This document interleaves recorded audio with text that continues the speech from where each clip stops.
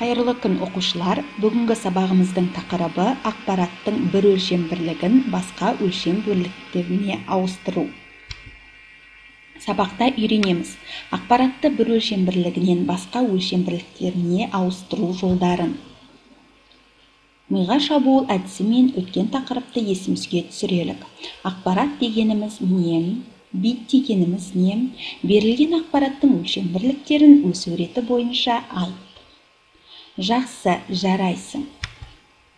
Алдыңғы тақырыпта тоқталып өткенде ақпараттың ең кіші өлшем бірлігінен үлкен өлшем бірліктеріне ауыстыру үшін бөлу амалын қолданамыз. Мәселен, битті байтқа айналдыру үшін 8-ге бөлеміз, байтты килобайтқа айналдыру үшін 1024-ке, килобайтты мегабайтқа айналдыру үшін 1024-ке бөлеміз, мегабайтты гигабайтқа айналдыру үшін 1024-ке бөлеміз.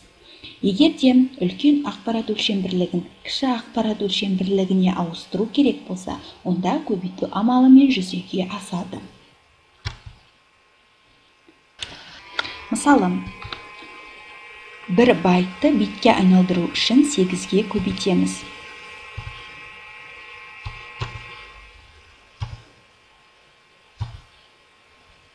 Яғни бізде кіші ақпарат өлшем бірлігін үлкен ақпарат өлшем бірлігіне айналдыру үшін бөлеміз, ал үлкен ақпарат өлшем бірлігін кіші ақпарат өлшем бірлігіне айналдыру үшін көбейту амалын қолданамыз.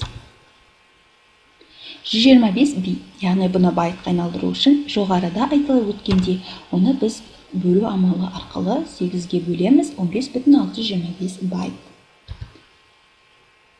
Есіңде сақта, әр түрлі түсті нүкте бір байтпен өлшенеді. Яғни кез келген суретте пикселдерден құралады. Пиксел бұл бізде нүкте. Мысалы, бізге сурет берілсін.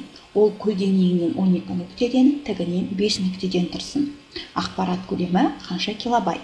Бірінші барлық нүктелерді есептеп аламыз.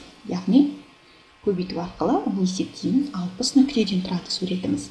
Суретте қанша килобайт бар? 60 нүкте дегеніміз ол 60 байт дегенмен тең. Енді байтты килобайтқа айналдыру үшін біз бөлеміз 1024-ке. Бір символ бір байтқа тең. Бізге кітап берілсін, 20 беттен тұратын, әр бетте 20 жолдан, ал бір жолда 80 символдан тұрады. Яғни символ дегеніміз бұл біздің әр әрпіміз жатады. Кітапта қанша килобайт ақпарат бар дейді. Біз барлық символдарды есептеп аламыз. Біздің бір символымыз бір байтқа тең екенін есте сақтаймыз. Енді байтты килобайтқа айналдырамыз. Бұл үшін 1024-ке бөлеміз. Тапсырма. Оқулықта 9-шы беттегі талдау деңгейі. Бүгінгі сабағымыз аяқталды. Сау болыңыздар. Назарларыңызға рахмет.